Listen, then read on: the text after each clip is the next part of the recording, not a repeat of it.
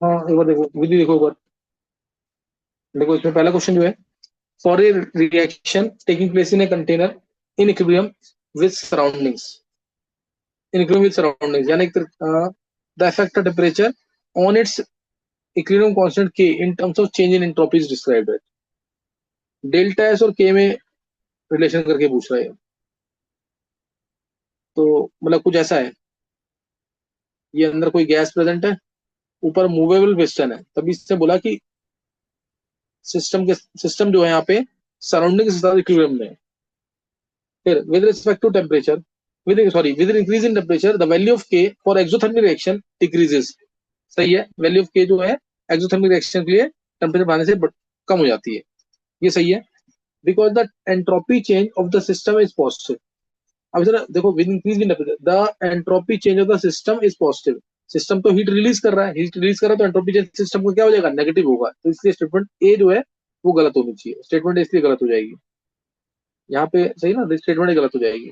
फिर है B, with increase in temperature the value of K for endothermic reaction increases. सही है, temperature बढ़ाएंगे तो के सी बढ़ता है, क्योंकि के एफ ज्यादा बढ़ेगा देन के बी, ये बढ़ेगा, ये सही है। Because unfavourable change, unfavourable change in entropy of the surroundings decreases. Unfavourable change, देखो ये अब अनफेवरेबल चेंज का मतलब क्या है यहाँ पे, ये बहुत इजी है। यहाँ पे इसे बोला विद एंडोथर्मिक रिएक्शन है, यानी वो हीट एब्जॉर्ब कर रहा है। एंडोथर्मिक रिएक्शन का मतलब क्या है, हीट एब्जॉर्ब हो रही है। अगर हीट एब्जॉर्ब हो रही है तो हीट एब्जॉर्ब हो रही है तो सराउंडिंग्स की, यानी सराउंडिंग्स की एंट्रोपी डिक्रीज की ना, सराउंडिंग्स की एंट्रोपी में डिक्रीज आ रहा है, तो इसलिए उसको बोला हुआ है अनफेवरेबल चेंज। और डेल्टा एस हमारा क्या होता है, डेल्टा एस बाई टी या क्यू बाई टी। टेम्परेचर बढ़ाएंगे तो डेल्टा एस की वैल्यू क्या हो जाएगी, कम हो जाएगी।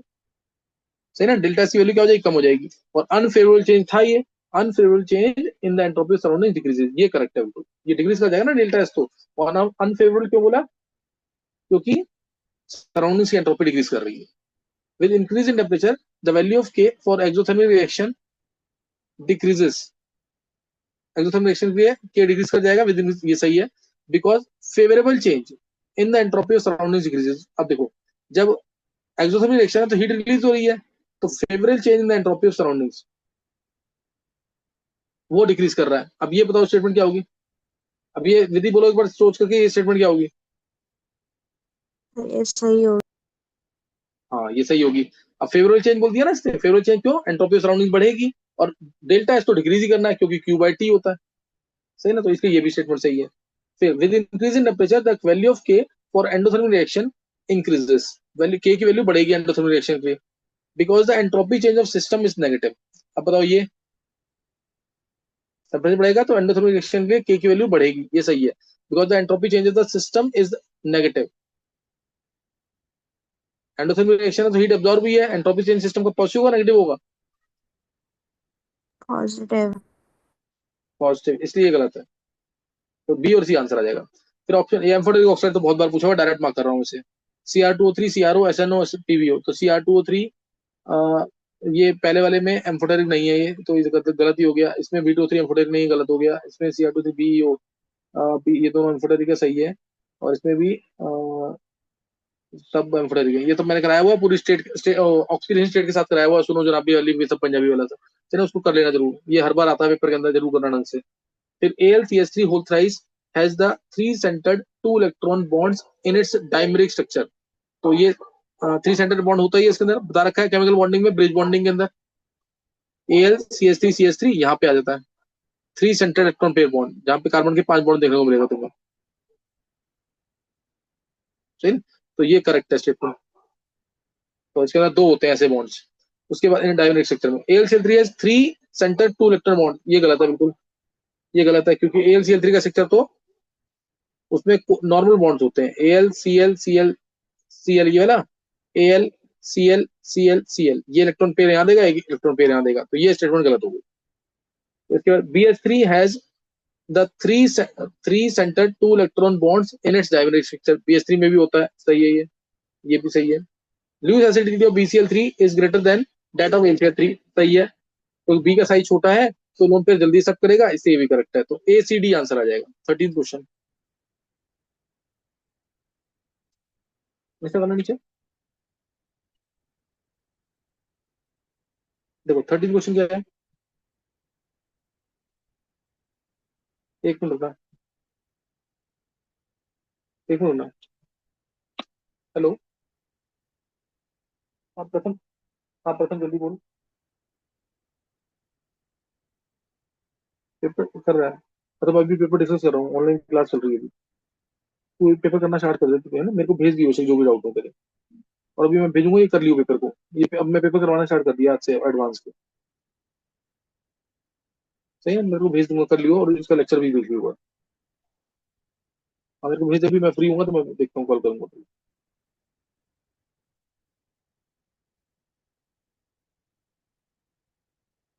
अब ये क्वेश्चन नंबर 13, 13 क्वेश्चन है। सरफेस प्रॉपर्टीज कौन सी इसमें से करेक्ट है? तो पहला, cloud is an emulsion type of colloid. Emulsion बोल दिया, क्लाउड क्या होता है? लिक्विड होता है गैस के अंदर, तो ये इमल्शन तो है ही नहीं। ये इमल्शन तो है ही नहीं ना, लिक्विड इन गैस टाइप है। इमल्शन होता है लिक्विड इन लिक्विड, तो ये गलत हो गया आपके। In with the disperse phase is disperse phase and gas is dispersion medium. Liquid disperse phase होता है, ये सही है, लेकिन लिक्विड इमल्शन क्या होता है? लिक्विड लिक्विड, ये गलत होगा इसलिए। फिर adsorption is accompanied by decrease in enthalpy, सही है, डेल्टा एस नेगेटिव होता है। एंड डिक्रीज इन एंट्रोपी, ये भी सही है, दोनों स्टेटमेंट ये दोनों सही है। फिर browning motion does not depend upon the size of the particles, depends on the viscosity of the solution. ये क्या होगा? ब्राउनिंग मोशन, ये तो डायरेक्ट भी पूछ सकते हैं।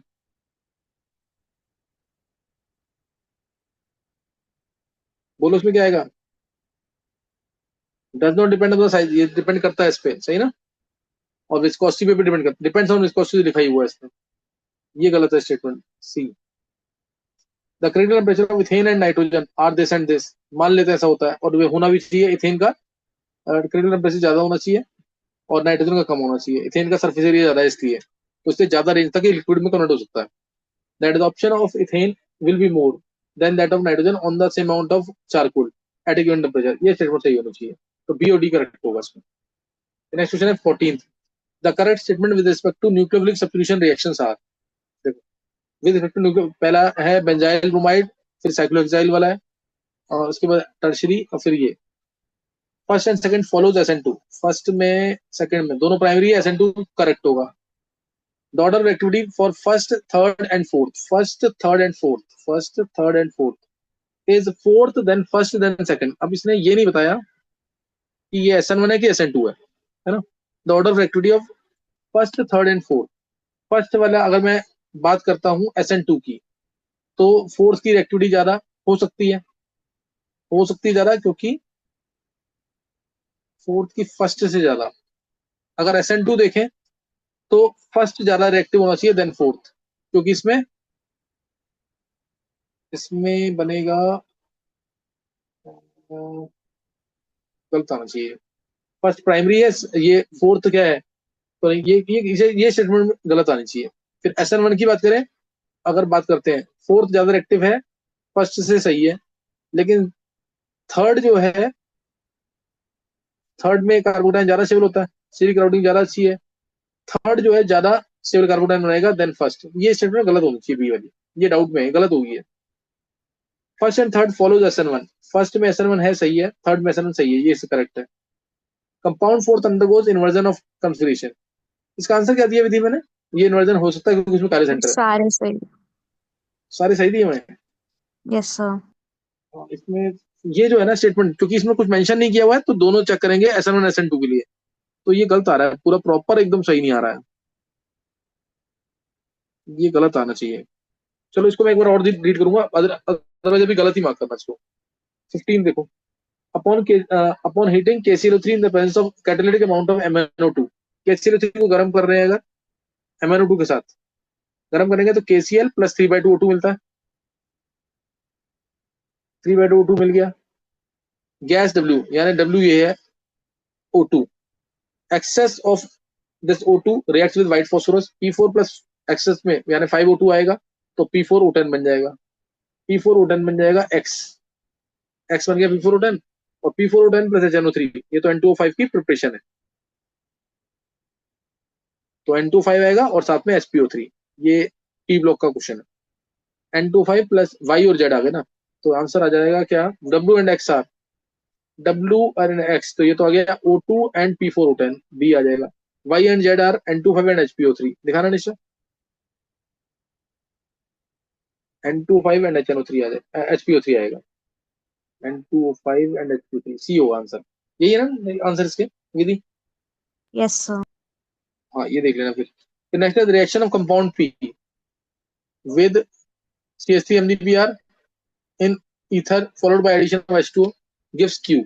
Q देता है ये P कंपाउंड दे रखा तुम्हें, तो P जब रिएक्ट करेगा एक्सेस में तो COET हटके बन जाएगा अल्कोहल, सही है, अल्कोहल बन जाएगा।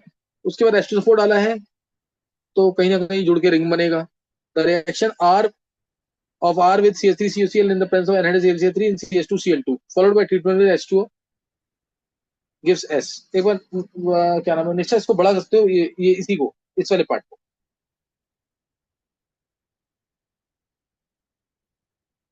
हाँ अब सही है थोड़ा। देखो COOET है तो ये यहाँ पे आ जाएगा Q में, ये तो ऐसे ही रहेगा CMe3, यहाँ जो है वो ये आ जाना चाहिए,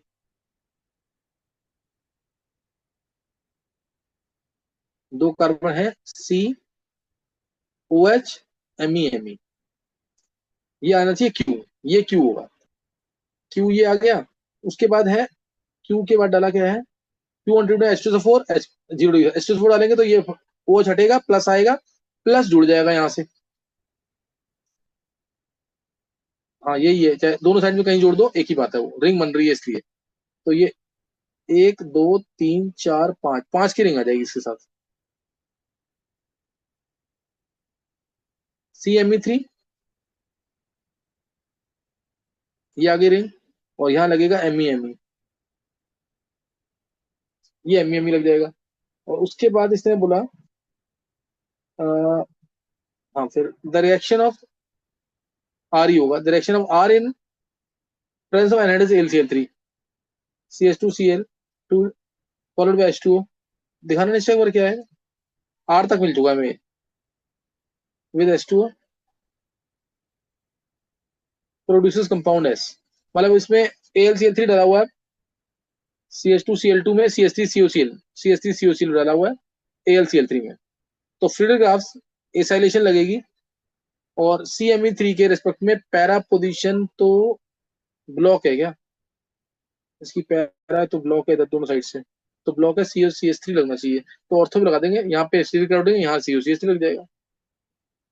एक बार ऑप्शन दिखा दो, उससे मिल जाएगा आंसर, मैंने पूरा सॉल्व कर दिया है, एक बार ऑप्शन दिखा दो मुझे। पहला क्या है, direction of Q to R and R to S R, Q to R and R to S, Q से R और R से S में, Q से R में क्या हुआ है, फ्रीडल ग्राफ रिएक्शन हुई है, अल्काइलेशन बिल्कुल सही है, डिहाइड्रेशन हुआ था सही है, और डिहाइड्रेशन हुआ है, फ्रीडल एसाइलेशन हुई है नहीं, ना एरोमेटिक नहीं, फ्रीडल अल्काइलेशन हुई है, ये देखो ये आएगा, फ्रीडल अल्काइलेशन हुआ था, डिहाइड्रेशन हुआ था, और साथ में लास्ट में फ्रीडल एसाइलेशन हुआ है, तो ये आंसर बी आएगा इसका, इसका बी आ जाएगा। Next 18th question,